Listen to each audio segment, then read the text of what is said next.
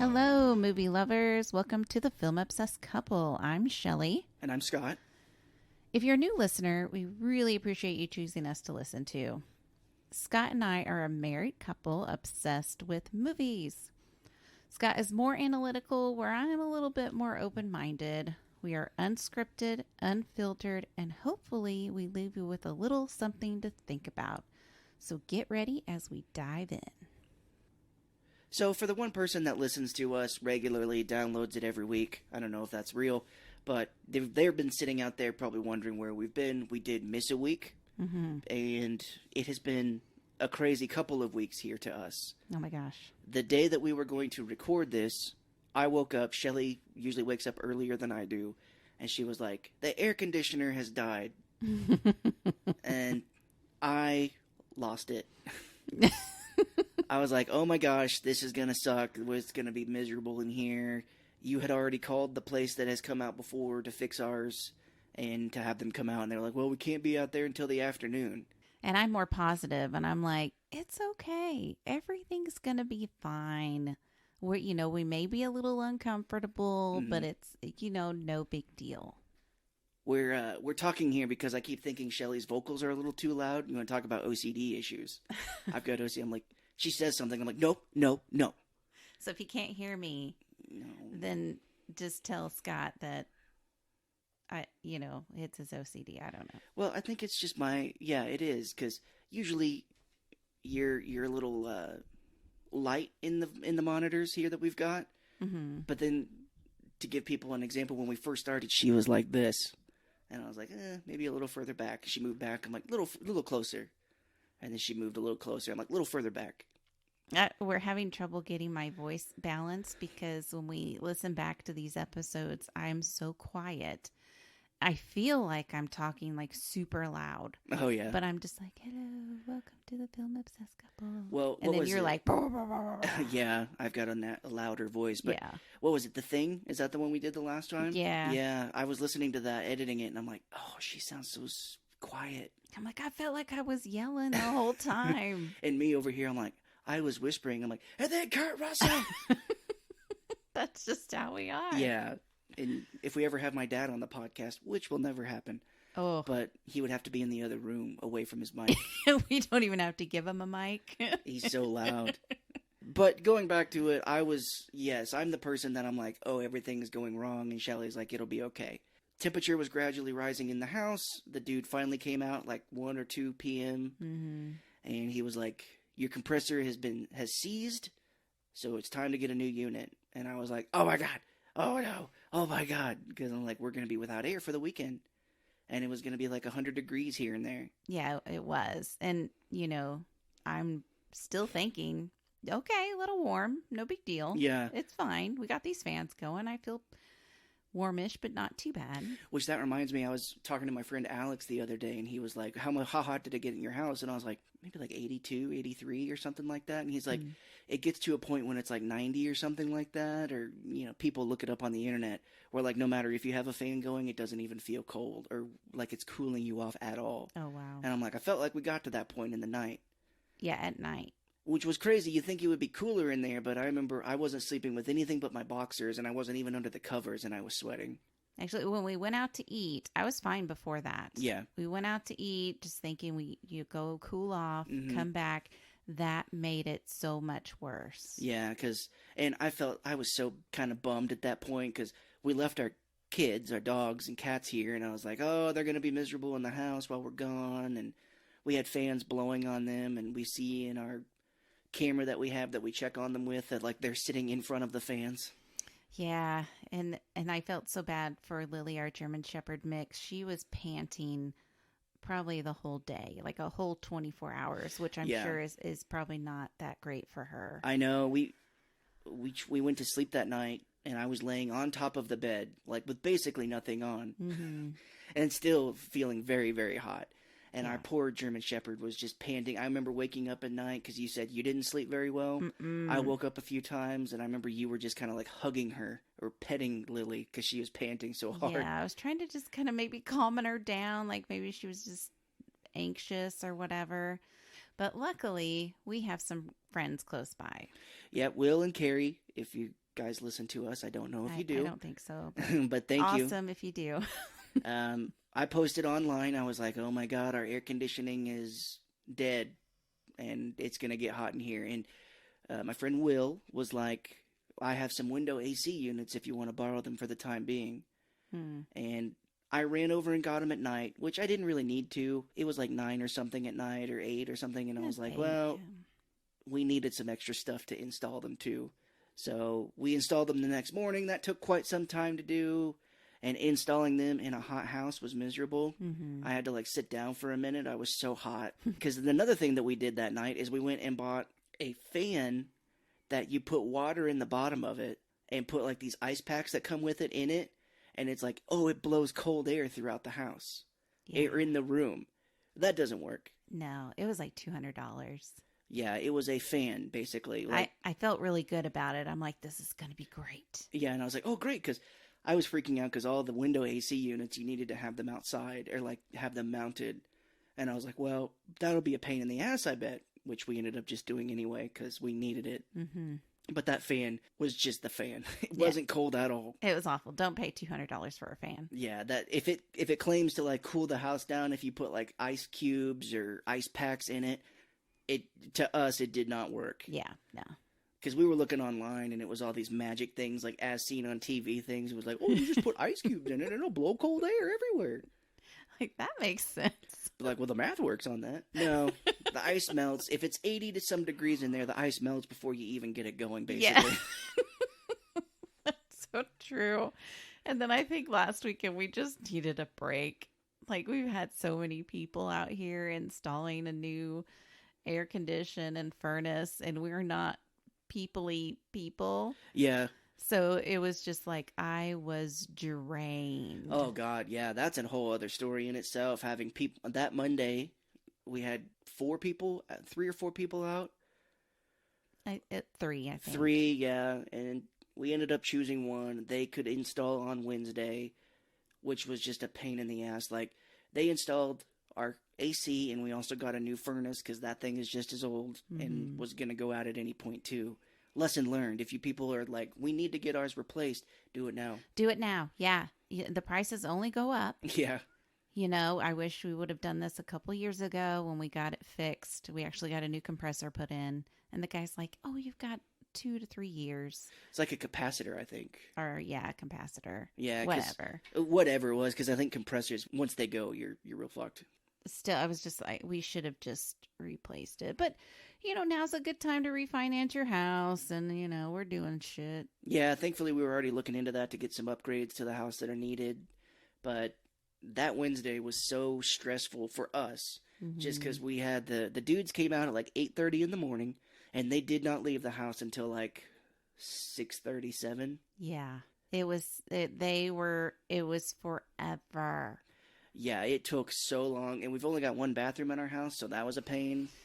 I remember at the end, I was so over them being here. I was just like, all right, guys, get out. I got to go to the bathroom. And I was just like, get the fuck out for a second. I'm like, be nice. Be nice. Because, yeah, we get off work at 5, and I'm like, oh, maybe they'll be done before then. This house will be cool. I can take all the window units out. And the guys are like, oh, it'll maybe like another hour and a half. And I'm just like, what?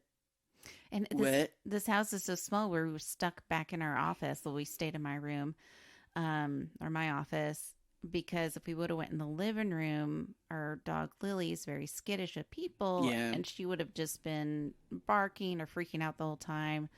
So we just stayed in my office. Yeah. Which was not the most comfortable thing. No, and also to go over is that the people we went with had scheduled like duct cleaners to clean underneath the house and stuff, and those guys arrived at like 4:00, and I got a message that they were coming, and I'm like, what are you guys doing here? Because I asked the installers, I'm like, you guys got more people coming? He's like, no. But I'm like, what are you guys doing here? And they're like, oh, we're here to do a full duct cleaning, and that ended up causing a lot of problems because they stepped on each other's toes. Like, the installers couldn't do things until the duct cleaners were done. The duct cleaners couldn't do something until the installers were done.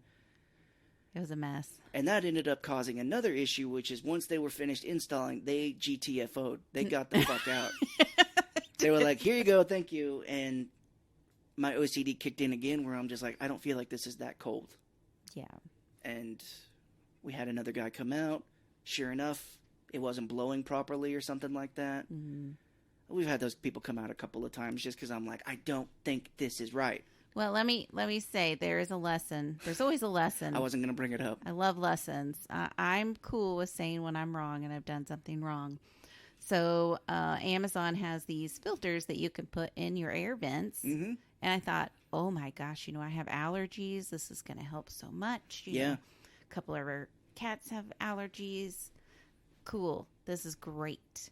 I did not do my research. So the last guy that came out, he really did a thorough job, and he's like, where's your vents at? He picked one up, saw that filter, looked at me, and just shook his head back and forth. No, like, left to right. As in he's saying, like, not the filters. And I'm like, no. Because we ended up talking for a minute when he was out there. He's like, I'm going to check your AC unit, make sure all the numbers are right. And he was like, well, what that's called is double filtering. He's like, you've got to filter in the unit. And he's like, and then, that's processing and filtering out dirt and whatever. He's like, when you put those in there, like, the unit doesn't know how hard to push or doesn't know how to, what to set the temperature at very well. So it pushes harder, apparently. I still don't know the science. I don't know.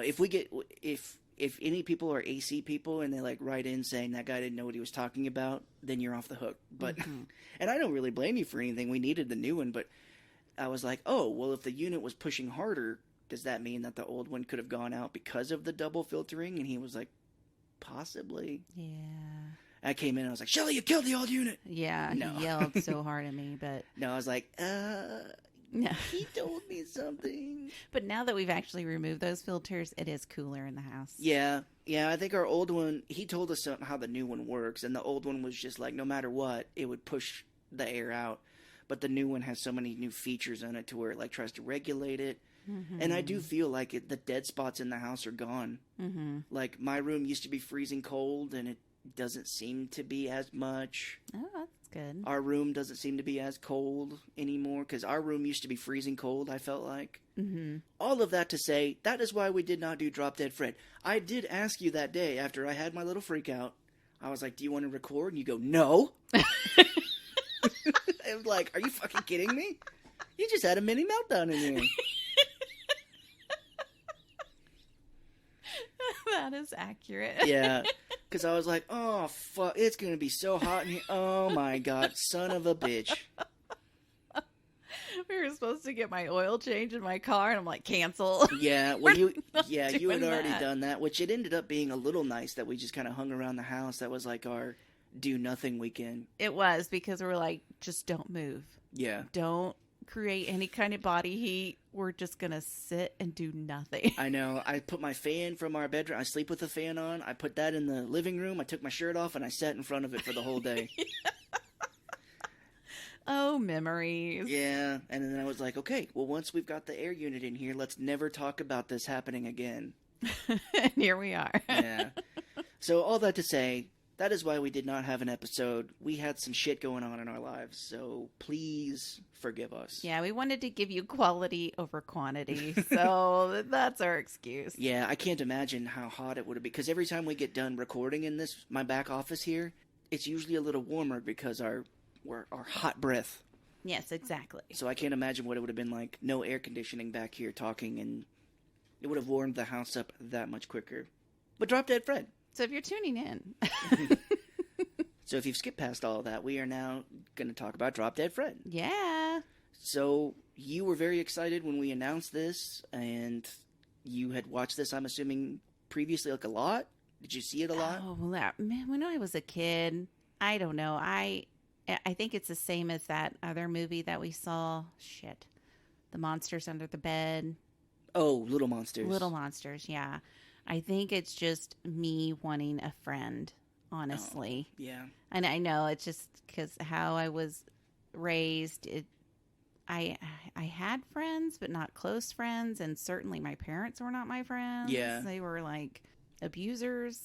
Well, I was going to say, like, the mom in this movie is a real piece of shit, and I was hoping that this didn't bring up any kind of, like, flashbacks to to your mom being terrible to you. It reminded me of my stepmom a lot. Yeah. Yeah, absolutely. But, you know, I don't know. I think it's just another thing that I could dream about, having a drop dead Fred Yeah. in my life. Well, if it makes you feel any better, I did have two parents that are still together, and I still have a lot of issues and have a lot of issues with my mom. So Yeah, everybody and parents do the best they can. yeah. You know, Except for yours. well, I think they did the best they could. It just wasn't good. Yeah. You know, sometimes your best is still not good. So, if you're a parent out there and you're like, oh, you know, people talking about their bad parents, you know, you're going to make mistakes, Yeah. of course. But if you love your kids and you genuinely want, you know, the best for them, you're going to be a great parent. Whether, Yeah. I mean, just like your parents, they just want the best for you. Did they mess up? Yeah. Yes. But they love you so much. I know that, but was my mom emotionally crippling in parts? Yes. Absolutely. But my parents are like, oh, you don't want to be a piece of shit? Bye. I'm like, okay. Yeah. See you later. Which that was like a big aha moment for you when we were in therapy.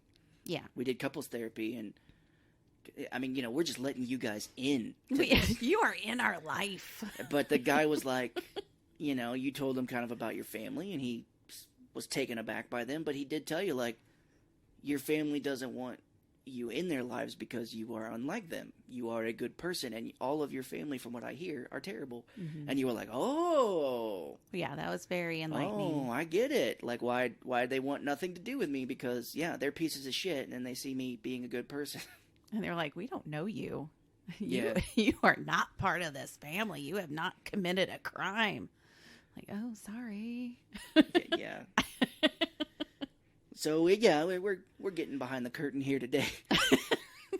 But Drop Dead Fred, I had seen this a lot as a kid too. My parents actually thought it was very funny. I remember watching it with them, and my dad laughing quite a bit at it. Which I watch it now, and I'm just like, whoa.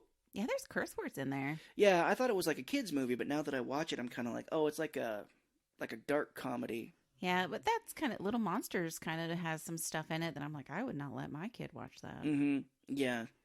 Yeah, no, for sure. So it's got Phoebe Cates and Rick Mayall as Drop Dead Fred. I found out reading the trivia for this that Rick Mayall died in 2014. What? I don't know what of, yeah, but he was the only other thing I think I've seen him in, I've probably seen him in other stuff, but that I know for sure was American Werewolf in London. At the bar that they go to at the beginning and in the middle of the movie, he's one of the guys just in the back. I think he may have a line or two. Oh, wow. But I read in the trivia that Robin Williams was considered for this role. Oh, man. You think it would have been better? I think it would have gotten more notice if he did do it. Mm. This, I was reading, was kind of a bomb. Oh, Like, okay. I don't think it did well in theaters, but I think it would have gotten more notice if it was him, and I think, yeah. Maybe they could have spent, well, I don't even know if they could have afford him. Yeah. With how the CGI, was it CGI at that time? I think they have some in here, yeah, when she sneezes. Yeah. That I don't remember that being so terrible, but of course I was a kid, so. You don't notice it until you watch it as you're older. That's why it's like kind of fun to revisit movies that you loved or really watched a lot as a kid. And you're like, whoa, boy, I didn't remember that being so rough. Yeah. So the thing we can touch on first is that the mom is very terrible to this daughter. Mm-hmm. We see her at the beginning of the movie reading like a book to her, but this, I'm torn. As like an adult now, I kind of am like, this little girl is out of control. She can be, but I think it's only because of her mom. I think, yeah, and Drop Dead Fred, like me being an adult, I'm kind of like, Fred, calm the fuck down. Yeah, he's a little much. I'm just, and as a kid, I was like, oh, he's so funny. Yeah. But now I'm like, yeah, dude, calm down. No, yeah, as a kid, I'm like, oh, that would be so awesome to do. But now as an adult, it's just, it's so funny how you think differently. But as an adult, I'm like, whoa, that's too much. Because he's like destroying shit. Like when they make the mud pie in the kitchen, they're like destroying shit. They rob their own house. I'm just like, Jesus. Dog shit on the carpet Yeah, that and she on just the couch. had shampooed. Oh. Ugh. Oh, you see, as an adult and a homeowner, I'm just like, oh God, I'm with the mom. I just shampooed our carpets last weekend, and now, like, I know you put dog shit in there, Yeah, I'm not happy. our Chihuahua Odin likes to poop in there. And Yeah. after you shampooed it, I went in there and saw some poop. I'm like, no. Which, if you're like, oh, that's so gross, if you have an animal, they're going to shit in your house. I'm sorry. He, for some reason, is not easy to train like that. Like, he goes on pee pads, but he will not poop outside. No. Every once in a while, but it's a rare occasion. And he is on steroids, which does make you pee and poop more. Yeah, I mean, our German Shepherd Lily is great. Oh, yeah. I don't think she poops in here very often. I should say if you have a small dog. Yeah. I've never had a lot of luck training small dogs to hold their bowels or their bladder. He's in he's in kind of a rut or like a routine right now where he's like, oh, I go in there and I poop in the bedroom. And he has an autoimmune disease, and we're like, we don't know how much time you have, so you could do whatever you want. Go ahead. But basically where we're at in this movie is it's Phoebe Cates. She quit acting. I don't know how much longer after this to kind of raise a family with Kevin Kline. Okay. She hasn't been in very many movies that I am aware of, but she was very, very famous for Fast Times at Ridgemount High.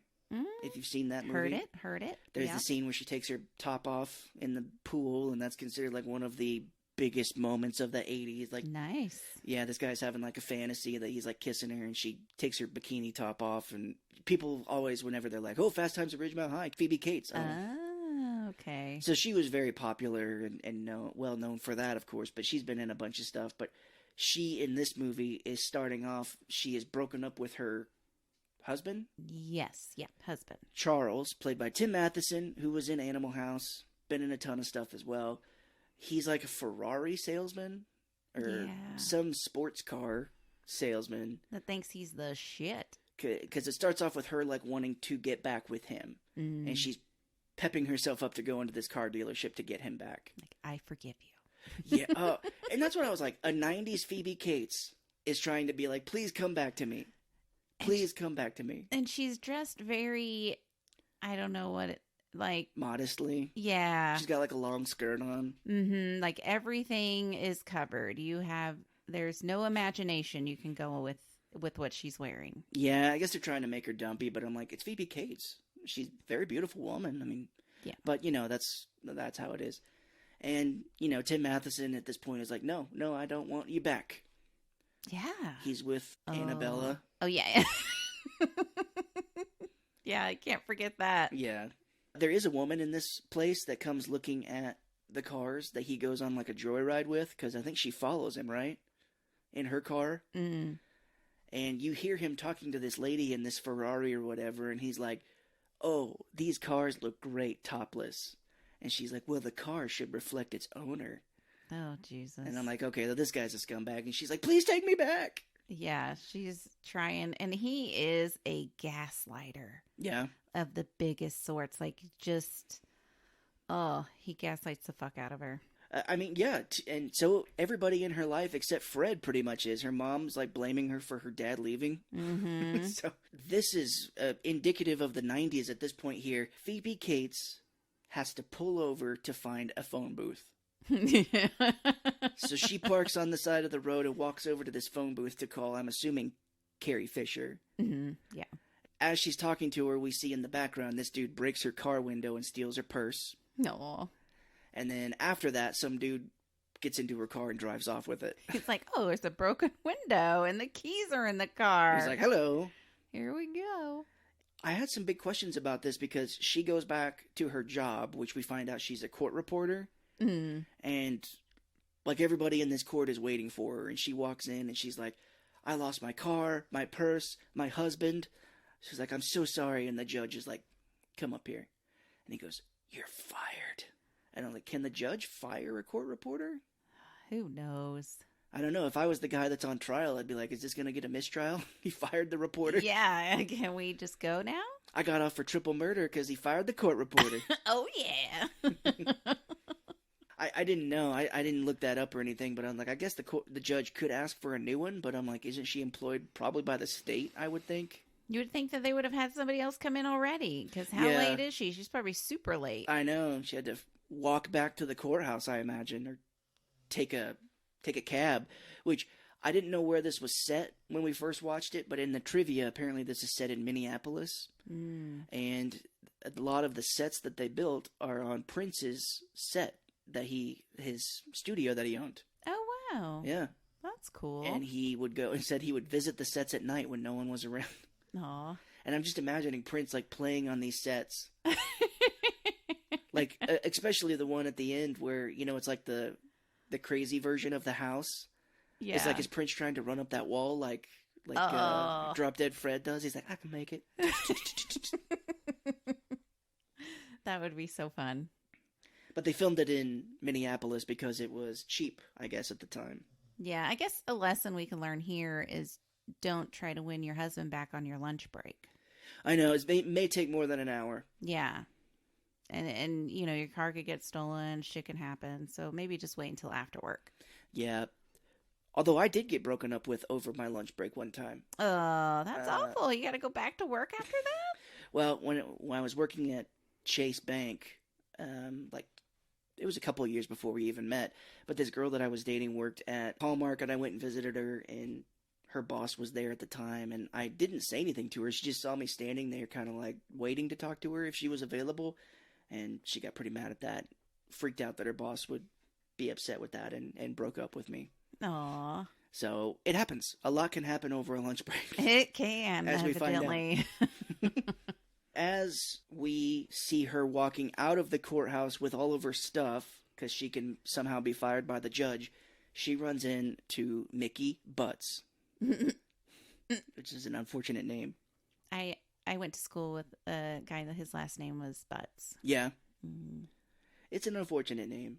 This dude, his name's Ron Eldard. He's been in a bunch of stuff. He was in ER he dated Nurse Hathaway. What was her first name? Anyway, died in a fire, I think, in season 2, if I remember right. Poor guy. Yeah, he's been in a bunch of stuff, but he is like, oh, hey, we used to know each other as kids, and this dude has a lot of problems, I think. I thought he was a jerk because he intentionally tripped her. Did he really? Oh, yeah. Oh, wow. Oh, yeah. He stuck his foot out, and she tripped right over it, and all of her shit went everywhere. He's definitely got a lot of problems. He talks about how he's gotten divorced, which I wonder why. We'll realize later why. But we get our first kind of like talking about Drop Dead Fred here because he's like, oh, you shaved my cat. And we cut back to this cat. We see like Fred's hand holding this cat. And this big fluffy cat, like the middle of it has been shaved completely. No, that's funny. And I was like, oh, they really did that to this cat. Yeah, they would have had to. I should have thought cat's fine. Yes, I should have thought to look for that stamp at the end where it was like no animals were harmed in the making of it. And also, he was like, you threw paint on my grandmother. And there's this, it flashes to this old woman doing gardening, and then she's just like, Grandma Butts, and she throws a shit ton of paint on her. Man. Which apparently in real life was yogurt. And this woman was like the mother of one of the people who wrote it, or wrote it. Oh, wow. And the lady was like, oh, I found yogurt in my ear like a week later still. Oh, my gosh, I bet. Because it was like right at the side of her. Yeah. Oh, poor lady. That's like Maynard from Tool. He used to paint himself all the time, and he said he would like find underwear that had blue paint on it still like years later. But this dude, Mickey, you can tell he's like wanting to get with her or like be with her for a bit, get to know her again. He says he has a daughter, and he just seems kind of out there, especially later when they go out to lunch together. This dude has got problems. He's got big problems, yes. Which I get it. He's like, oh, you're so free. You know, I wish I could be free and not have to like worry about what other people think. I'm going to fucking throw this food at people's face. There's a way you could be free and not be a complete asshole. I know. But Phoebe Cates does go back to her apartment, and her mom is there, and this is where we definitely get more of her mother's attitude, because the mother's like, oh, come live with me, I've got your room made up, and I just shampooed the carpet, and Phoebe Cates says something like, oh, she's like, oh, I'm your mother, and all you've got to say to me is, oh? I'm just like, oh, lady. Like, nothing is good enough. Not at all, yeah, and she's like, thanks, mother, and she's like, that's a good girl. Oh, Jesus Christ. Because basically what's going on here is that since Tim Matheson Charles has moved out, Phoebe Cates, she still has this apartment. She goes back to it later, but she's gonna go live with her mom, which would be a terrible idea if I. Well, I think she still shares it with Charles. I know, and she does go back to it later, trying to find him or wait for him. But yeah, I'd be like, I'm gonna find my own apartment. I'm not going to go live with my parents again. Oh, yeah. Well, she's jobless. True. She doesn't have money, but I tell you, I broke up with somebody. Well, it came to a point where it was just like, we've got to break up. Yeah. But we still had a lease, and I didn't have anywhere to go. So I'm like, we're going to be living together. Oh, jeez. So we lived together for 3 months until I found the house that we're in today. Yikes. Yeah, that's pretty rough. Yeah, it was. So we do get to see her house here. The mom, she's like, oh, the carpet is shampooed. Don't do anything here. Hint, hint. Nothing better happen to this soon. But as Phoebe Cates is walking around her room that is nothing but like super pink, Ugh. she finds a Jack-in-the-Box that's all taped up.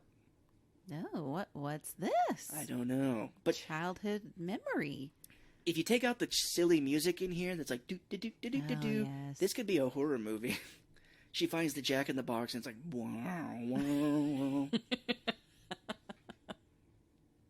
wow. God damn.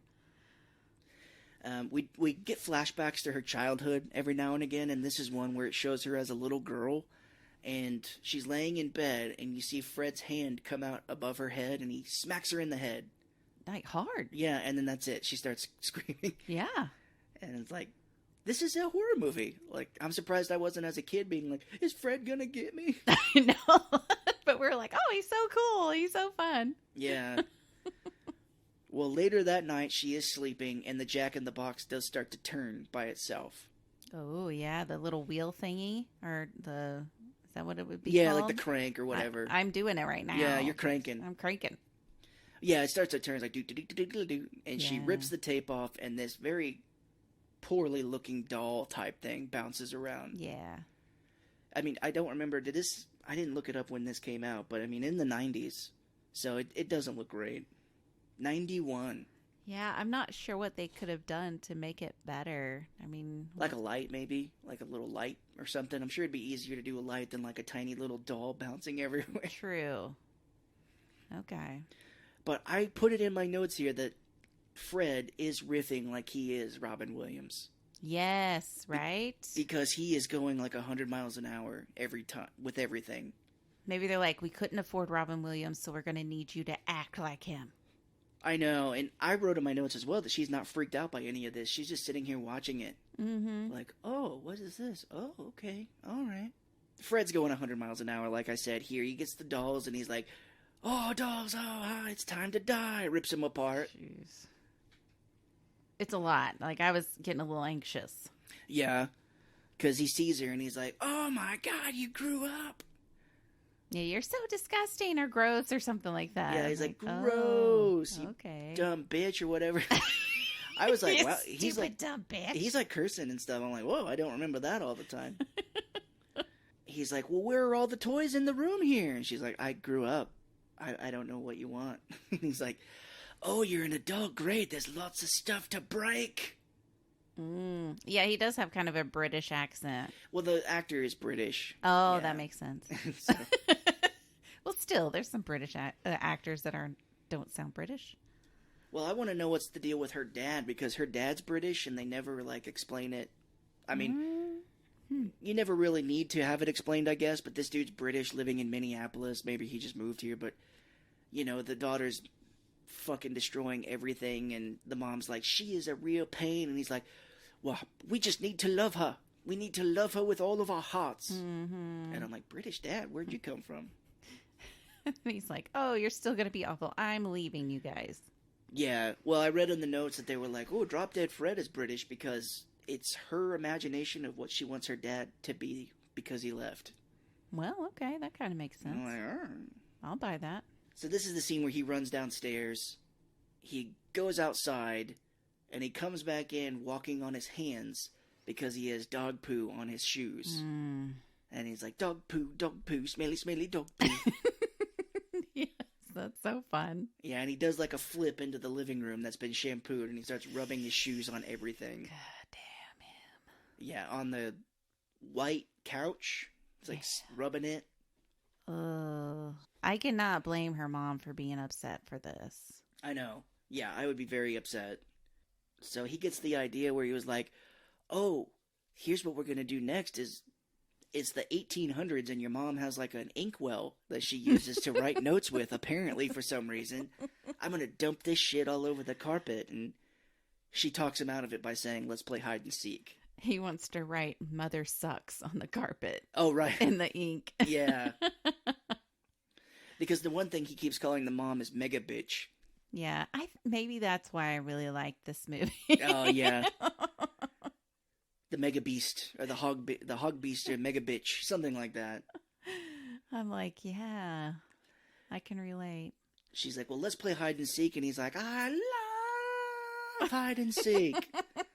And he throws the inkwell in the air as he runs off, and she dives and catches it right before it spills. Phew. Yeah, perfect catch. So I guess she just is like, fuck him, I'm going to go ahead and go back to sleep, because she wakes up in the next morning, and she wakes up to see her mom scrubbing the carpet. And her mom's like, you were here one day and you've already fucked things up? Yeah, and I think she probably thought this was all just a dream. Yeah. Until she saw her mom scrubbing the carpet. Yeah, she's like, oh, thank God it was just a dream. Oh my God, it's real. Mm-hmm. Which I would like it to be at the end. It's like a Fight Club-esque twist where it's like, there was no drop dead Fred. It's been you the whole time. Oh! Flashes back to her smearing poop on the ground. You being like, she'd be crazy. Yeah. Well, she is kind of crazy. Yeah, she is. There is a funny line here where she's like, Mom, do you remember about an imaginary friend I had as a kid? And the mom's like, no, I don't remember drop dead Fred. Mm-hmm. And here we go. Fred comes in again and starts going crazy. He's like, he sees the mom and he's like, oh, the mega bitch. He's like, get me a chainsaw. And he talked about like cutting her up and shit like that, killing her. Jeez, it's dark. She does like breathe next to him because she can't see him. And he's like, oh, she got me with the death breath. Some of these things are so funny. Yeah. She closes the refrigerator door on his head, and he pulls it out, and he's got like this big pancake head, which is kind of freaky. It's a little weird. Yeah, he rubs his hand on his forehead like, woo, I got out, and he realizes how wide it is. He's like, oh, ah. And then he's trying to push it back together, and he's like, I can't. Yeah. He said, the evil bitch squashed my head. The mega bitch reigns supreme. Oh. Well, he fixes his head, and he falls on the ground and slides underneath the mom's dress. And he looks at her, and he's like, cobwebs. And Phoebe Cates, like, laughs really hard at that. I did not understand that as a kid, but I was like, okay, well, that's funny. I mean, somebody's got cobwebs? Yeah, as a kid, you're like, oh, that's funny, like cobwebs up there. But now you're like, oh, she hasn't gotten laid. Yeah, it's been a bit. And her mom, as she's laughing, says, like, no wonder you got divorced. You can't make any marriage work. Oh, and you're just like, God damn, lady. That's bad. So Fred and her go outside, and he realizes that she's been married and makes a joke about her doing it like pigeons at some point. But he says, like, he can't go home because she's unhappy. He can't leave until she's happy again. No. So he's, like, stuck. And she's like, well, I don't need your help now. I've never needed your help. Please go away. And he kicks her in the shins and says, I hope you die horribly.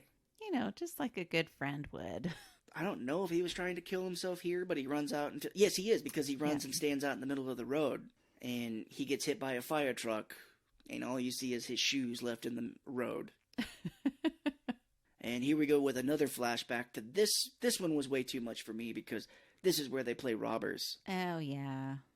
Yeah, Fred wakes her up in the middle of the night as a kid and says, we've got to play robbers. He gives her like a little shirt that he's made with like black stripes on it. I guess that was a thing. Well, you see it in like old comics and stuff like that. Like the robbers would have like a black hat on and like the white and black shirt. Yeah. So this is where, yeah, they start stealing all this shit. Like they put like an expensive teapot in there and it breaks, it sounds like. Yeah, like the silverware. The jewelry in the house. Yeah. This is the first time I think we see it here, but she is allergic to flowers or the certain type because he's like, oh, no flowers. And she sneezes and knocks him across the room. Gladiolas. Oh. Nice. I did not write that down. Yeah, I did. It's like gliding. And you get to see the special effects are not that great. Him bouncing around this room. Yeah, I think when the first time we did that, I was like, oh, yikes. Yeah. That is bad. Well, he gets up and he's like, okay, now we've got to bury all this treasure in the yard. And he's like, don't worry, I'll open this window. You've got to do it with finesse. And he just smashes through it. And he's like, I love the sound of breaking glass. Yeah, that's a whole thing, too, is I love the sound of breaking glass. Yeah, I just realized he's like, oh, I've got to open this with finesse. And he pulls a hammer out. And he's like, oh, that's pretty funny. The parents have woken up. Her dad is still here at this time. And they rightly so, believe that they're getting robbed. Not by their daughter, but by somebody. There is kind of a funny scene here where the dad is trying to open their bedroom door. And every time he moves it a little bit, the mom says, like, shh. He's like, open, shh. Open a little bit, shh. She's like, shh. He can't even open it that much because she keeps telling him to be quiet. I thought that's kind of funny. I'm going to shoot you. Shut the fuck up. I know. They call the police, and this is another thing that didn't really make much sense to me because young Phoebe Cates and Fred are burying this treasure in the front yard. Mm-hmm. And the cops show up and they basically walk right by her into the house. Yeah, they have their lights flashing. They don't even see her at all. I know. And I was like, you walked right by her. And it's kind of funny because the dad doesn't realize that those are the cops. You think the cops would have identified themselves as they walked in, but the dad jumps on this first dude he sees, and it's a cop, and they roll down the stairs, and they end up arresting the dad. Which I think is like, why?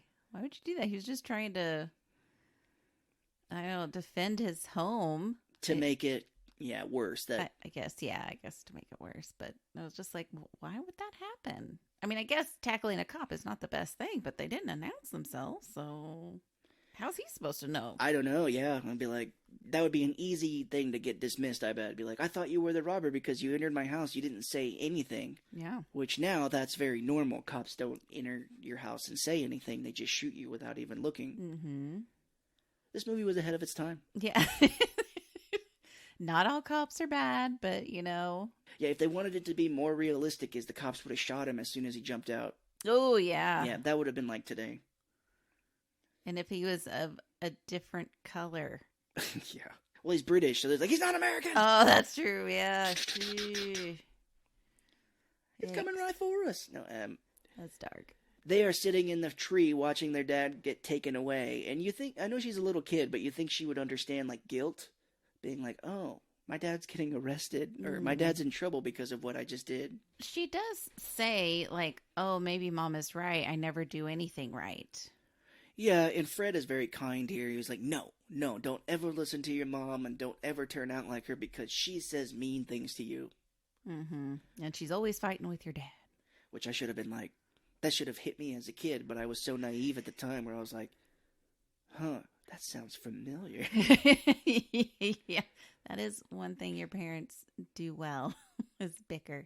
Yeah, it's not like out and out fighting, it's just bickering. Yeah, exactly. So back in the present now, Phoebe's mom takes her out to get a makeover. And the funny thing is that she looks exactly like her mom. That's awful. They're wearing like the same outfit and like got the same hair. Of course he's gonna love you now because you're just like me. See, I had a memory that Charles was cheating on her with the mom. I misremembered that. Ooh, that would have been something. I for some reason it is stuck in my head when he was like, I'm your fella, Annabella. That was like burned into my memory when we were talking about this movie. Yeah. I was like, he says that, and then at the end there's like a weird fever dream of them going into this imaginary land. But I was like, and he's cheating on her with the mom. But that's not true. If the mom's name was Annabella, then we could do that. I know, yeah. As they get back to the mom's house, they find a note from Charles, and Charles is like, please come back to me. I love you so much.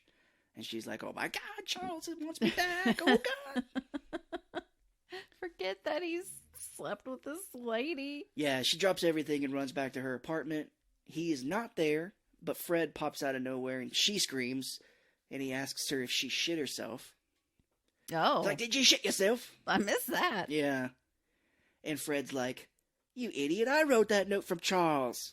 Oh, Yeah, that's kind of mean. That's very mean. that's heartbreaking. And he realizes that he's screwed up because she sits down heartbroken, and he's trying to cheer her up. He like folds his ear in on itself and like makes it pop out. Mm-hmm. He pulls out like an old Oreo that's got like a shit ton of dust and dirt on it. He's like, I ain't want an Oreo. Oh. She has a very heartfelt moment where she talks about like why she loved Charles, you know, like, and we see another flashback here where I'm assuming they were happy at the time, but they would wake up in the morning and she would tell Charles not to go in, being like, oh, please just stay with me today. She would shave him in the mornings. I have never done that. I've never heard of that, but yeah, there's a scene where she's like shaving him, and I think, doesn't she cut him? Yeah. Yeah, and he's like, oh, and I'm like, yeah, that's why you don't have someone else do it. Yeah, and in the morning, like when she was grabbing him saying, don't go, it was like around his waist, like kind of like a kid would do. I think we're supposed to realize that she's very codependent. Yes. Because later she's like, oh, I can't be alone. Oh, very, yeah. Extremely. Which, I mean, her mom doesn't help her feel that way, not feel that way. Yeah. Her mom doesn't give her that independence. Right. I mean, in the big turn at the end, the mom, we realize, doesn't want to be lonely either, but for me, it's too late. Mm-hmm. She does have this heartfelt moment of all the things, we get that flashback, and Fred then starts to pretend to throw up everywhere because he just can't take it. Yeah. This is possibly the scariest moment of the movie because at night, Phoebe Cates sneaks out of her apartment, and as she gets out, she sneaks past Fred, who is sleeping upside down like a bat. Yeah. And he opens his eyes because he hears her leave, and he's got green eyes. Like, why? I don't know. Why does he have to be so evil? That's some scary shit right there. Yeah. He's sleeping upside down with green eyes that never comes back. Yeek. Phoebe Cates has snuck off to Carrie Fisher's houseboat. Which... This has got to be like the funniest. Yeah, Carrie Fisher is amazing. Oh, yeah. She's great in this. Apparently she rewrote some of this script of her dialogue, I guess. Oh, okay. Which I found out that she is a big writer back in the day. She used to punch up scripts. They'd be like, oh, we need help with this script. Give it to Carrie Fisher, and she would like write some stuff for it. Nice. So she wrote most of her dialogue, I think I read. She also at one point in the movie said, may the force be with you. Because, she was in Star Wars. They cut it out for fear of being sued by George Lucas. Oh, yeah, that's not good. Copyright is a thing. Yes, Phoebe Cates goes to this houseboat, which I cannot imagine how much having a houseboat would be. And this is a pretty nice one. It's a very nice houseboat, but I would imagine you've got to pay for the spot that it's at. Yep. Yeah, and you rent it. You can't buy a spot. No. Yeah, I mean, you could just get up and go wherever you want, but you got to pay, and it just seems like having a houseboat would be a huge-ass problem. Yeah, this one is like a houseboat that they've made casinos out of. Like, it had like the little wheel things on the back. I don't know what they're called. It's like the Branson Bell. Yeah, exactly. Mark Twain's riding on this thing. Yeah. Just Google Branson Bell if you're not sure what that looks like. Yeah, it looks exactly like this. And it's like a mini version of the Branson Bell. But anyway. I wouldn't want to live in one because it just seems like it would be a huge pain, like the upkeep, and it's not that big. She does have 2 levels, though, because the joke is that she's having sex with this old dude. Yeah. Married dude. She does say to her, Phoebe Cates is like, please, can I stay the night here? And she's like, I hear you knocking, but you can't come in. She wears her down, and Phoebe Cates is like, fine, of course it had to be this night. We see this old dude, and he's like, are you coming back to bed? Mm-hmm. Where, like, apparently it's implied that they've just been going all night. Yeah, his name is Merv. Yeah. So Phoebe Cates does end up getting to stay the night, and we see another flashback of Fred cutting her hair as a little kid. Yeah. And as Phoebe Cates wakes up, her hair has been cut too. It's got like a huge chunk cut out of it. What, did you cut your hair as a kid? Once. Mm-hmm. Once. I cut a huge chunk out of it at the front here. Oh, yeah. And I hid it underneath the coffee table in the living room. I was young. And I was like, they'll never know. My sister came in and was like, dear God, you cut your hair. Because I was at home with my sister. And so, like, everybody knew. And I remember being picked up after school and my dad just being like, he got some scissors and he cut his own hair. I tried to cut my own bangs. Yeah. It did not go well. Oh, really? My stepmom was so mad. Oh, no. Like, furious. That sucks. See, I was just a stupid kid just being like, "Ugh," and I just grabbed a big old chunk of it and just went, Yeah, I think every kid has done that. You're just so curious. yeah. Yeah, that's why I remember is just because it was just like, that I never did it again. Yeah. Let's just say that. Same. Yeah. Everybody was like, "Oh my God, Scott, I can't believe you did that." And I'm like, "I'm never doing this again."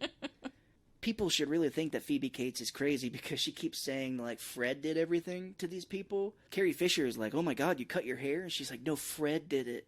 He's my imaginary friend." And this dude Merv is like, "I never had imaginary friends as a kid.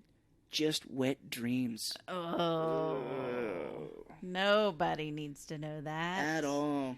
Carrie Fisher and Merv leave for the day, and she's like, "Here, just hang out on my houseboat, you psychopath." Yeah, what could go wrong? Nothing. Nothing Yeah. could go wrong. You just relax with your imaginary friend. Yeah, well, Phoebe Cates is drinking her coffee and sees Charles drive by, and she goes, "That's our boat." I'm like, damn, What? rich as fuck.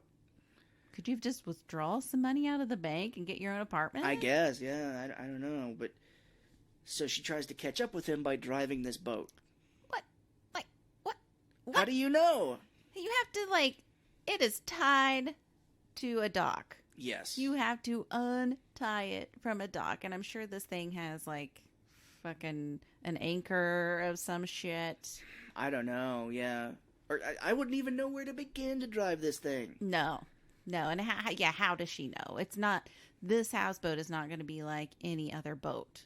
It's going to be, there's a lot more levers and buttons and stuff like that. Yeah, things you wouldn't even know. But it does give us a funny scene. Yeah, because Fred shows up here and he's dressed as a pirate.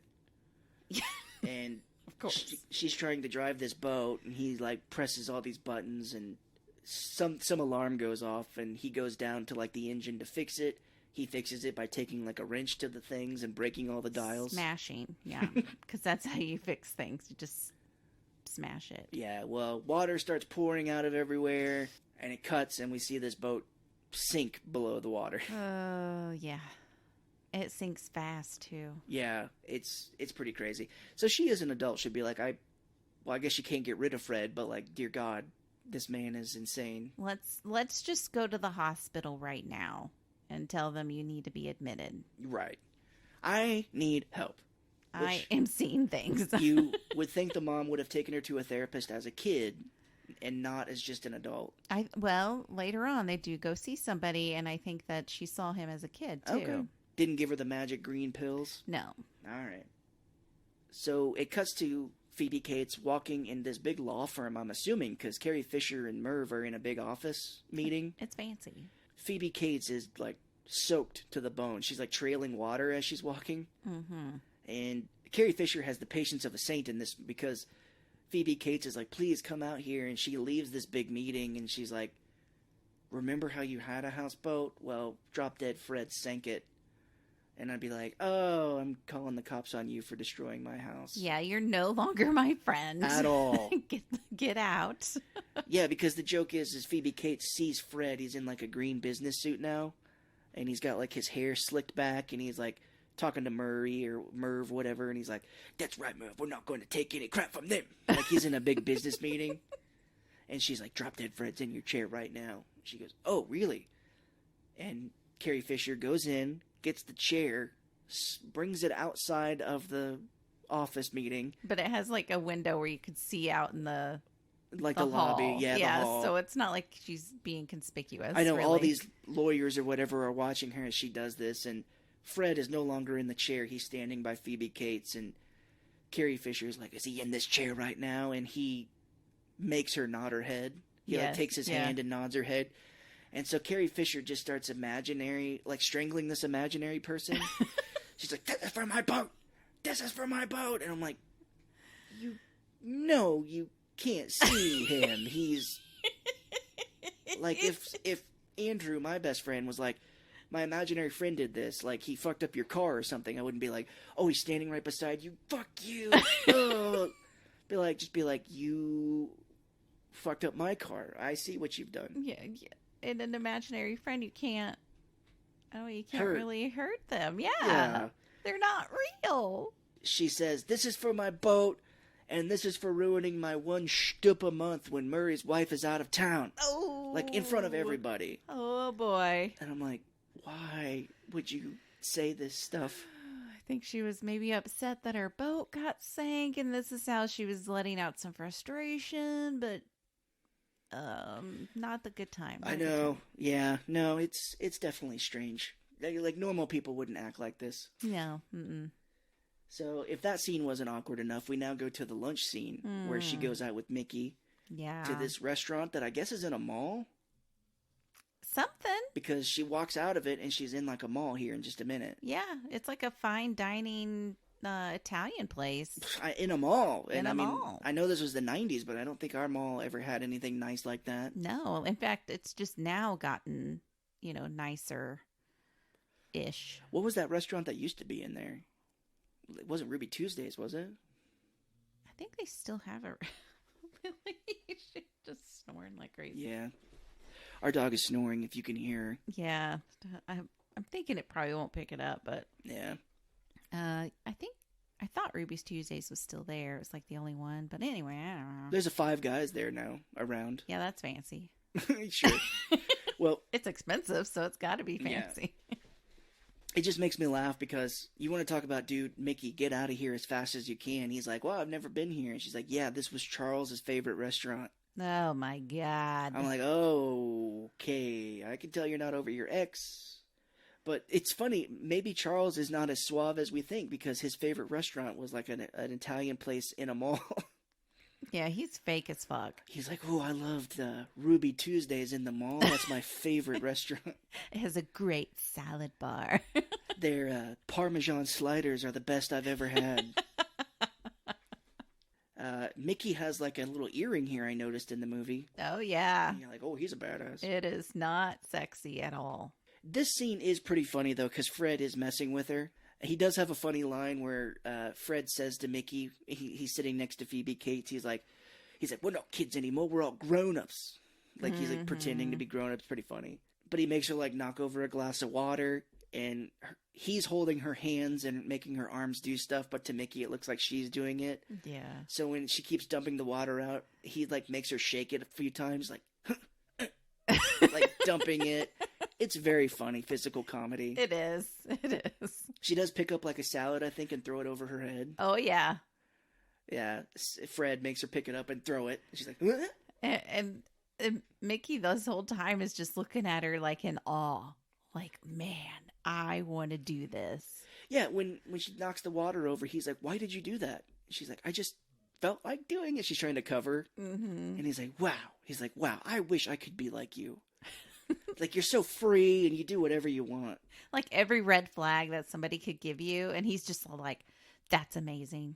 You're so free. And like, he's making excuses for everything because he wants to be with her so bad. I know, yeah. He knocks over a glass of water and he's like laughing maniacally like a kid. Oh my gosh, yeah. And he's like, oh, I wish I could be like you. And then he starts throwing food at people. Yeah.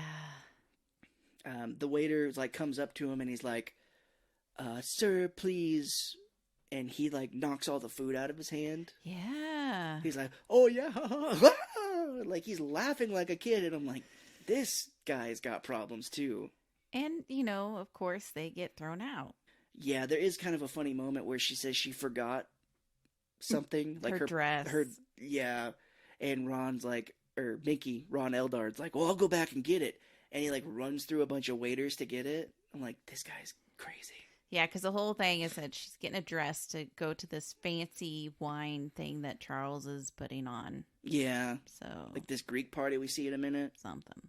So she goes from this fancy ass $100 a plate restaurant, I'm assuming, to the local mall. That's right in there. And maybe this mall is high class because there's a full orchestra performing there. Yeah. And she has like a huge argument with Fred saying she doesn't want him to be around her, and all this bullshit. And she sits down at this orchestra. She's like yelling at herself, if I remember, like having an argument with him, like right in the middle of all these people. Oh, yeah. And that doesn't look good. So she just sits down, hoping no one remembers that she was just screaming to herself. and she sees that Fred is in the orchestra playing very badly on this violin. Yeah, and to her, it's just kind of like nails on a chalkboard, just awful. Yeah, it's terrible. He's playing very poorly, and she walks up and knocks the violin, breaking it out of his hands, and it turns out it's a woman. Yeah. Which it never showed that he could actually, like, pose as somebody. As other people, or like make her believe that he's another person. Yeah, this is the first time that's happened. I don't know. I just imagine him being like, you know that guy you had sex with last week? That was me. Man. You dumb bitch. That's awful. Well, we'll get to the weird sexuality part at the end of this movie. Oh, yeah. We cut to the mom just bailing Phoebe Cates out, and she's like, why would you bring such a rare violin to an orchestra in the mall, or something like that? Oh, yeah, because it's not her daughter's fault, which, I don't know, it's just always somebody else's fault. Yeah. Anytime she can belittle somebody, she does it. Yeah, I know. Well, now we are getting to the doctor, and she takes her to what seems to be like a child doctor. That's why I'm thinking it was her child psychologist. Probably, because, there's all these kids in there, and this doctor is dubbed over, meaning that it's not his real voice. That's right. I totally forgot. He says something, but you can hear this guy that sounds like he's, like, in a studio, not in a real, like, room. He's like, okay, yeah, just, can I talk to you for a minute? And I'm like, that's not that guy's voice. Why did they do that? We even re-listened to it, because it's just so bad. Yeah. But it is another kind of funny moment that Phoebe Cates is sitting next to this woman in here, and this woman's trying to get, like, information, like, oh, is your kid being talked to? Or you have a kid here? And she's like, no, I have an imaginary friend. Yeah. And this woman's like, oh. Oh, I'm going to continue reading my magazine? So this is where it all gets pretty fucking weird, is that Phoebe Cates cannot see them, but all of these kids in this waiting room all have their own imaginary friends. Yes, because Drop Dead Fred can see them. There's one in there called Go to Hell Herbert. Yeah. He's like, go to hell, Herbert! Ah! There's a dude wearing like a old-time workout. He's got like a wife beater on, onesie. Yeah. And he is hairy as can be. He's like a workout dude. There's one guy that can like rip pieces of his face off. Like Velcro? Yeah. Yeah. It's a little strange. It is very, very strange. Anyway, they're all dancing around, and Phoebe Cates, from her perspective, it looks like he's just dancing by himself. But they're all like freaking out. They're like, "Oh, Fred, hey!" And they're dancing around this room. Yeah, it's kind of neat where we get like her perspective and then Fred's perspective. You know, we could see all of the imaginary friends, and then we just see her side, and it was kind of neat. Yeah, for real. There's a dude who's got like an ear on his forehead or something like that, and he runs into like a door, and his head explodes. I thought that was the Velcro guy. Oh, it could be. I should have looked up pictures of him, because I just remember they're talking, and the doctor is basically recommending her to take these green pills. Mm-hmm. And all the other fake imaginary friends are like, "Oh, Fred, don't let her take those pills." And the Velcro dude like takes Velcro off of his neck. And he was like, "Oh, you remember this other imaginary friend? Well, his girl took the pills, and after that he went and he rips the Velcro off his throat." Oh, man. That's no good. Basically meaning you're gone forever. You never come back. Yeah, this straightens your brain out so you don't see the imaginary friend. Now we get a crazy moment where they hire this nurse. Nurse Ratchet is who I call her. Yeah, like the Nurse Ratchet from One Flew Over the Cuckoo's Nest. That's her name in that movie. But she says something of like, "Oh, if you try anything, I'm a black belt, and I will break you." And she's like, conscious or unconscious, you will behave. Oh, man. Like, your mom just hired herself. Yeah, absolutely. It's crazy. And Mickey stops by, and he's like, "Oh, I want to give her a present." And the mom's like, "She's not here." And turns him away. And we get another flashback here now where Phoebe Cates is remembering how they made a mud pie. Yeah, Fred's like, "You remember that time when we asked your dad to throw your mom out the window?" Yeah. And then it reminded us of the time when they made a mud pie. Yeah, it shows young Phoebe Cates is getting her hair cut by her mom, and her mom's like, "Sit still." Which I have to say, this little girl is the cutest. She's very cute. I wonder, she's probably passed away of old age at this point. I don't No. know. No, I wonder. I don't know. I was probably her age. Yeah, no, I know. In the 90s. You were her age, but now she's older than us. Well, maybe no. Actually, I was older. No. In the 90s. I would have been 10 in 90, so. The dad leaves. He's reading a paper, and the headline on the newspaper says, "The U.S. puts men in moon." Oh. So I'm like, what alternate world do we live in? Right in it. That's crazy. You notice weird things like that. Yeah, and I don't know. Well, the mom has a line at some point here where she says, "Sometimes I don't think I love you as much as I used to." To the daughter. Which is just, whoa, that's talk about emotional damage. Never. Another lesson learned. Parents, never tell your kid that. No, Even never. if you think it. Just don't say it out loud. I know. Well, the mom and the dad both leave. I think the dad leaves because he's mad at the mom. He's always getting pissed off at how she treats the girl. Yeah, just leaves. It just lets her there to be abused. I know, and the it's mom just as much his fault. Sorry, go ahead.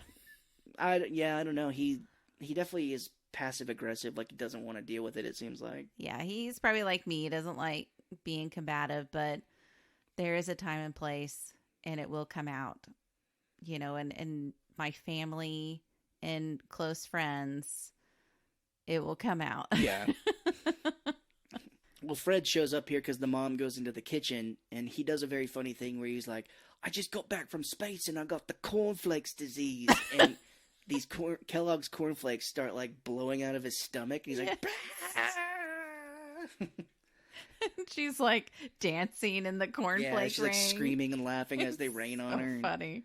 And then he was like, "All right, let's make a mud pie." And she's like, "Yeah, then we'll make her eat it." And then Fred's like, "We'll cut her head off." And he's like, "Then we'll eat her, and then we'll poo her out everywhere."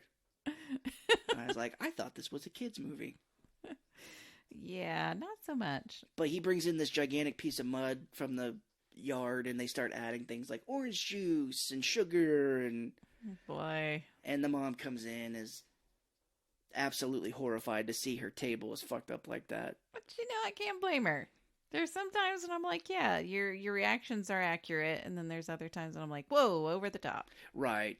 Yeah. And she says, the little girl I think says something about Drop Dead Fred at this point, so the mom tapes up the Jack in the Box.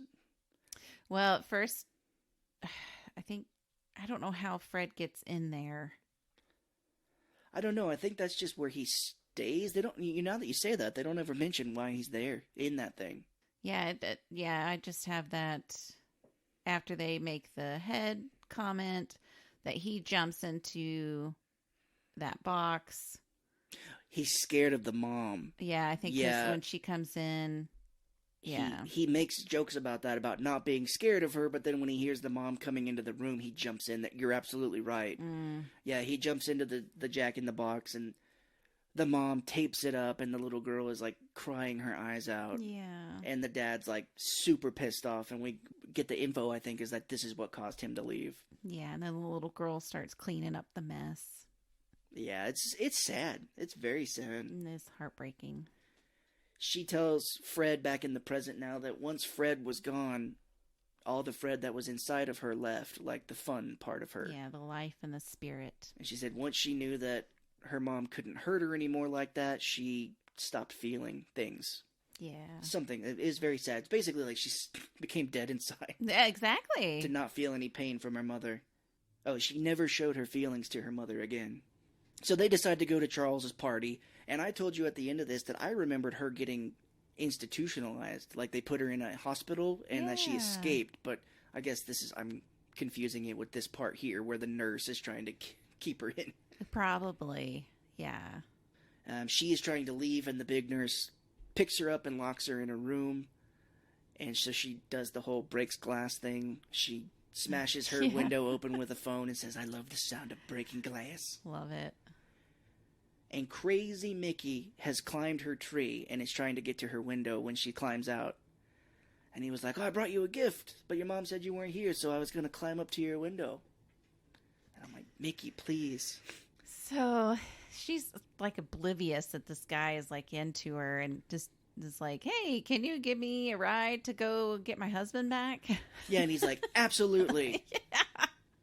Yeah. Like, And well, okay. he drives her, and I'm like, this dude, he's definitely given like a super nice guy type energy. Yeah, too nice. Where he's like, oh, I'll help you get back with your friend. But we later, at the end of the movie, he says something of like, I know you've got a ton of options, but I just want to be one of them.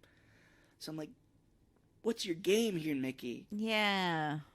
They end up going to this party that Charles is throwing, and Fred's got his hair all slicked up and whatnot. It's like a troll doll hair. You said that, yeah. Yeah. I You asked know- him, like, what was that thing that those little dolls with the hair? I was like, oh, troll, yeah, because it's like poofed up. There is a funny moment. These waiters are dressed in togas, and Fred unpins one, and this dude is like super nude, like right here. That is so funny. Like, why wouldn't you wear underwear underneath there? I was thinking that too, yeah, I don't know why. He's like, I want to be authentic. I guess. And Bridget Fonda, she doesn't act anymore, kind of like Phoebe Cates. She is married and raises her kids. The media was kind of shitty to her because she stepped out for like the first time, and she's gained a bunch of weight. Which is okay. She still looks healthy. She looks like a regular woman now, like someone you'd see out shopping somewhere. And we kind of talked about it too, but it was just like the Hollywood light. You have to look perfect. I know. Like a certain way, be super skinny, big boobs or whatever. Yeah.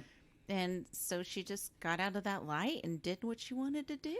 I think I read that she did have some health problems here or there. So, I mean, you gain weight. Like, a friend of ours, she had, like, medical problems, and she said she ended up gaining a bunch of weight from it. If you have thyroid problems, it is, like, almost impossible to lose weight. Yeah.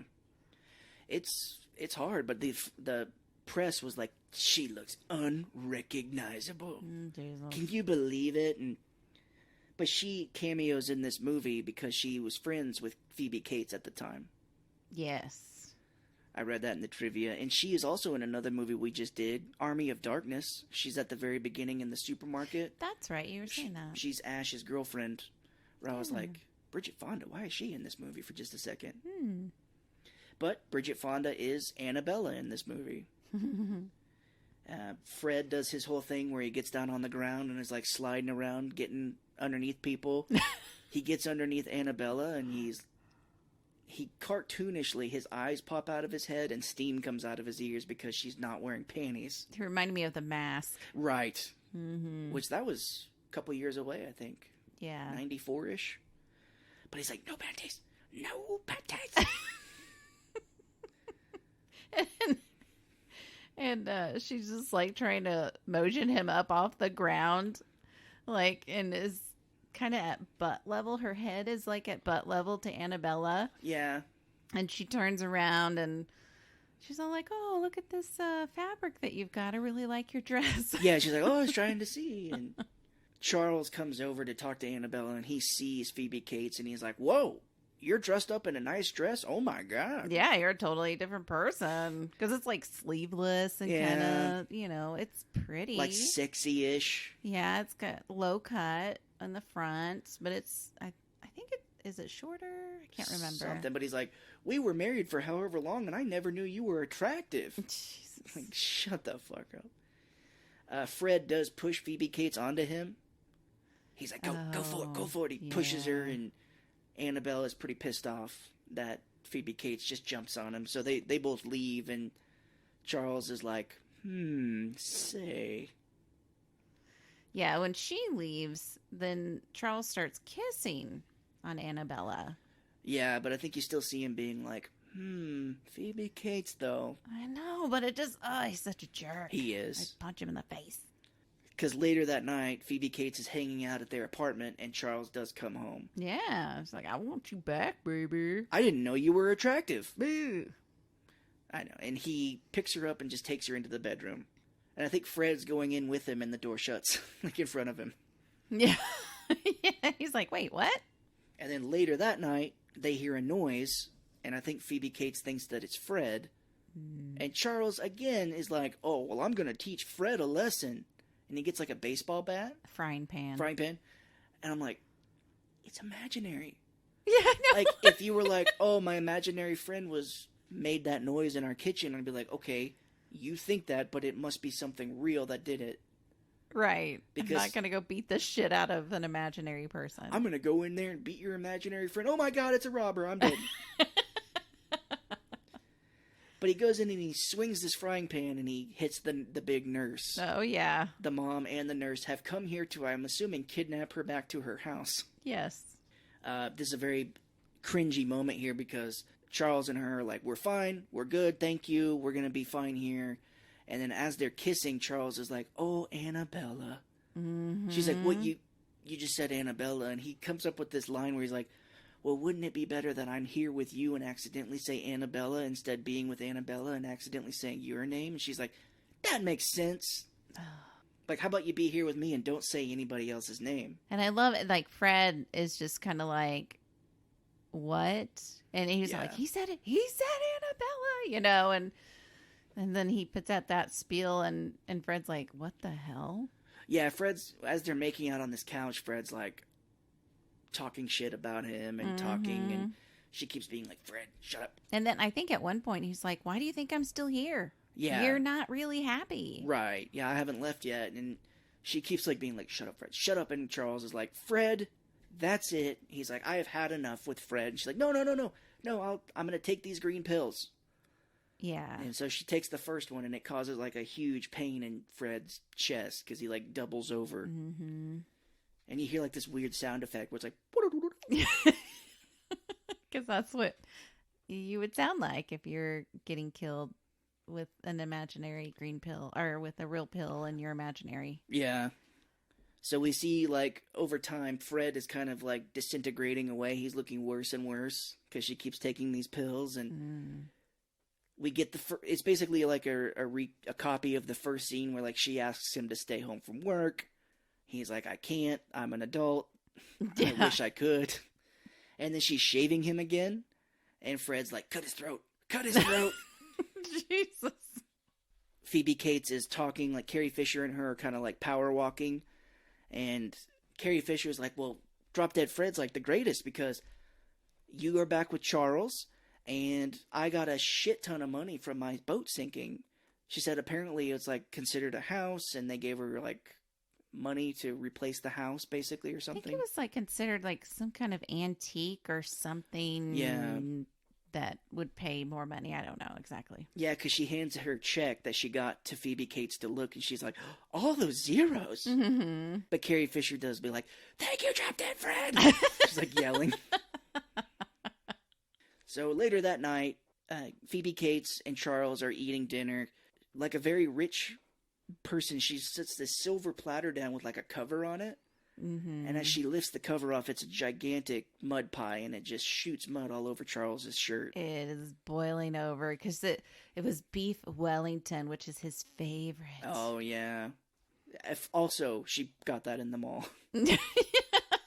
I read online that they did this with like tubes, like in the thing that like put air and sprayed this, whatever this mud pie was made out of. Okay, I could see that. So Charles is super pissed off. He's like, God damn it. He's like, this is so stupid. And she's like, no, it's going to be okay. I'm going to make us a nice dinner, a nice, sensual salad. And I'm like, how does that work? I always think of sensual things when I think of salads. Exactly. Like, oh, salad? Oh my God, I'm ready to go. Let's get it. So he gets angry to go change his clothes, so he goes into their bedroom, which their apartment, it doesn't have like the wall doesn't go all the way up. So like if you were standing on the wall, you could see over it if you were like on a ladder. Cuz she's talking to Fred here and he looks terrible. He looks like he is a junkie. Exactly. And she's about to take the last pill and what were the flowers again? Gladiolas. She sneezes with gladiolas, or I think she sneezes basically and knocks Fred up into the rafters of the apartment. And Fred overhears Charles talking to Annabella. And this is fucking insane because basically he is trying to be like, well, I won't have to be with her all the time. I could be with you too. Oh, it's awful. And this is where he says the line that I probably will never forget. I don't know why, but he's like, I'm your fella, Annabella. And he's like, please come listen. Fred is like, please come listen. Charles is talking to Annabella right now. And she overhears Charles talking to Annabella, and she's heartbroken. Mm-hmm. Yeah, this is a real sad moment. Yeah, because she's like, Fred is like, you have to leave him. She's like, well, I'm afraid of being alone. And this gets kind of weird here because Fred, he's like on the ground, and he's like, come with me. And she falls into him. Mm-hmm. And then we cut to them like flying. And she's like, where are we? And he's like, I killed you. Those pills take you on a trip, man. Yeah. You're ODing on your floor right now. But he was like, you have to use your imagination. And we come into like a nightmare version of her childhood home. Yeah, this part is a little weird. It's very trippy, yeah, because her and Fred are like walking around. Charles pulls up in like a nice car. His voice is very weird and stuff. And he's like, I'm here to take you away, Elizabeth. And she pulls the hood ornament and it like deflates, flies away. Yeah, it's like she's in a game and she has to defeat all of her enemies. Like the bosses, yeah. They see stairs and Fred tries to run up them, but they're just painted on the wall, so he falls back down. Yeah, and then she does, I think this is the part where she puts her fingers on her temples to really think, and she makes a tree. Yeah, a bad special effects tree come out of the ground so they can climb. I was like, what is she, psychic now? She's like 11 in Stranger Things. Exactly. Like, doo-doo-doo. And it's funny because I think we're just trying to end the movie here because she really doesn't deal with these people very quickly or very much. Her mom comes out and she's like 10 feet tall. She's like, where have you been, Elizabeth? And she's like, I'm not afraid of you. Yeah. And the mom disappears. I was like, well, that was easy. Oh, okay. If it was only that easy. And as she goes into her bedroom, she sees her childhood self taped to the bed. Oh. Like the box was taped up. Yeah. Yeah. This movie's saying something. Uh-huh. Phoebe Cates frees her younger self and hugs her. And Fred is like, well, it's time to go. And she's like, well, okay, well, let's get going. She's like, well, no, I can't come with you now. I'm trapped in this hell right here. Yeah, and there's only one way out. He says, you need to give me a kiss and say drop dead Fred. A kiss on the lips? I was like, kiss? You were a childhood friend. What the fuck is this about? This is weird. You need to jerk me off. This is so weird. This is getting weird, yeah. And they do. They share a kiss. It's very odd. Mm-hmm. It's like, you need to let me plow you once and then say my name. Like, it's fucking weird, man. But she kisses him and says his name. And she wakes up in the apartment. Yeah, and she's just like, oh, everything is fine. I'm just going to go back to making this salad. Well, I'll tell you what she does with that salad is she goes in and she dumps it on Charles's head. Hell yeah, she does. Because he realized we overhear Charles, and Annabella is not too happy about being a side chick. Yes. We hear him being like, well, I don't understand what's wrong. I mean, I could still be with you and her. And then she comes in and dumps the salad, and we didn't talk about it, but Fred, this thing he does is he picks his nose and rubs it on people. Oh, that's right. So she does that to him. Ugh. She picks her nose and rubs it on his face, and she's like, see you later, Charles.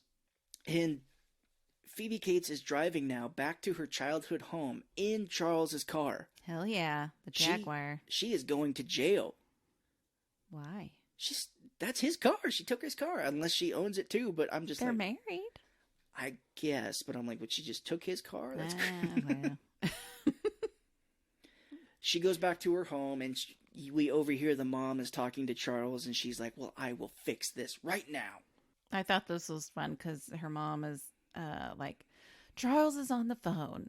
Yeah, and Phoebe is like, oh, it's Charles? And she acts like she's going to, talk to him. She takes the phone and just hangs it up. Yeah. They're like, yes! And the mom says something of like, you've always made things worse. You're the reason that your dad left. Yeah. She's like, Jesus. My God. Again, another lesson. Do not blame things on your children. That is not. Yeah. It's not their fault. Like I know. Your marriage. I think Phoebe Cates does need to still go to therapy. Absolutely.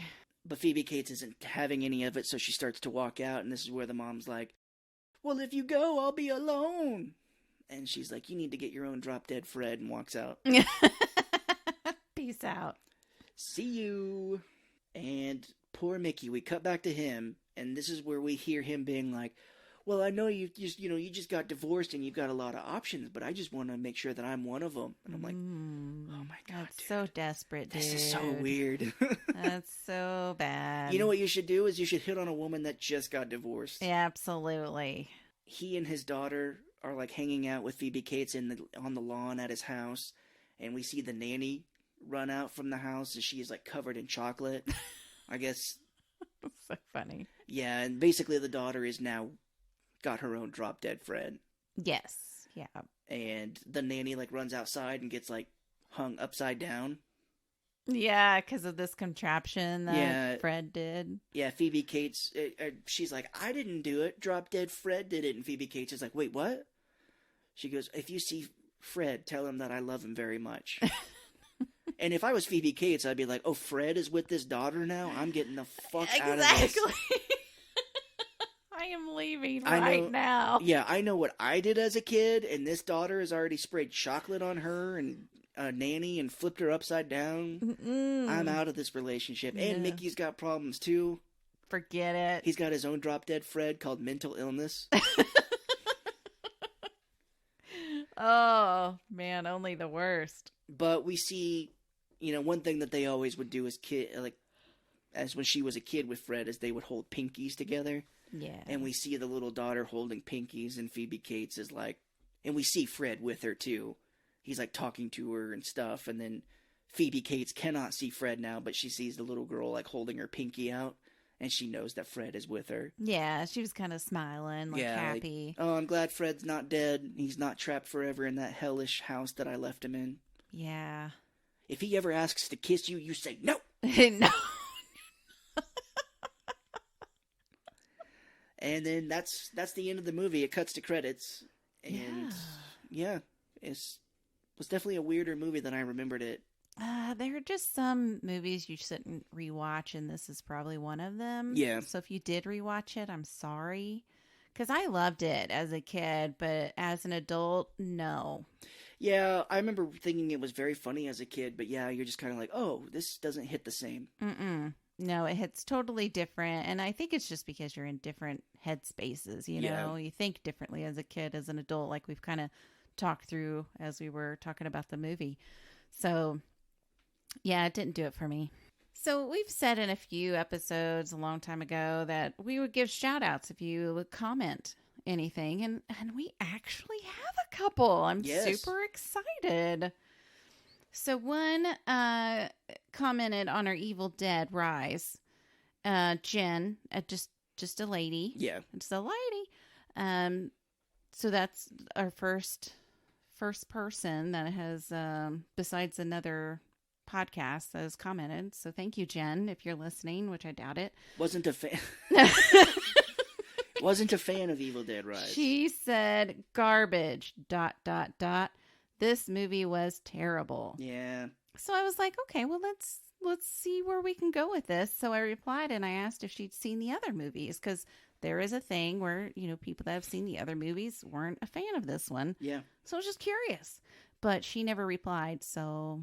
Yeah, she blocked us. No. She ghosted us, and we are heartbroken. We are heartbroken, Jen. So if you're out there, please come back. We also got another comment on Instagram from our friends, Film versus Film.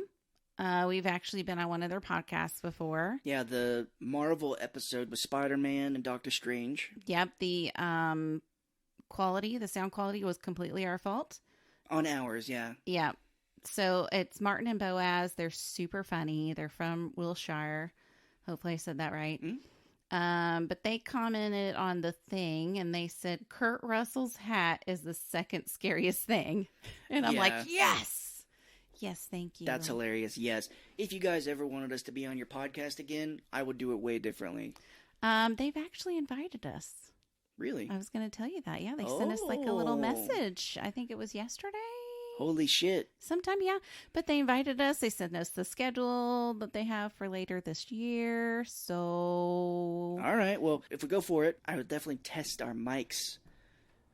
And we learned so much doing it the first time. Yeah, Martin and Boaz, if you're listening, which again I doubt, but it's cool if you are. We're so negative, though, to all you people out there who aren't there. We're so negative to our fans.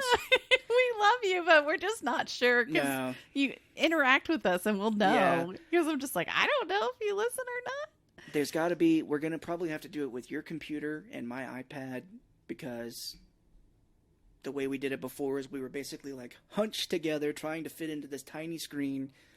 Didn't do the microphones. We're going to do this so differently. Yeah, we've learned so much. We're going to be like amazing. But they did call us brilliant. Oh. And I'm like, wait, do you know who we are? No. Well, yeah. So cool. I didn't know that. But yeah, I was just going to say, be like, oh, God, I wish we would have done so much differently then. Yeah, no, yeah, definitely a lesson learned for sure, which is what we like to do. We like to learn lessons and, help people. Yeah. So thank you to both of you for Martin and Boaz and Jen for commenting. So if you do comment, we'll shout you out. We would love to do that. Even if it's a comment where you didn't like the movie, like Jen was, we get it. Yeah, no, you don't have to. We want the good, bad, and ugly. So Yeah. Bring it on. Well, great. Well, that was Drop Dead Fred. And so I was just kind of picking more movies along this line of like ones we saw when we were younger. We are going to be doing Howard the Duck. Oh, dude. This is another one. I watched this a ton as a kid, and I've heard it doesn't hold up as well. I've not seen it since I think I was a young kid.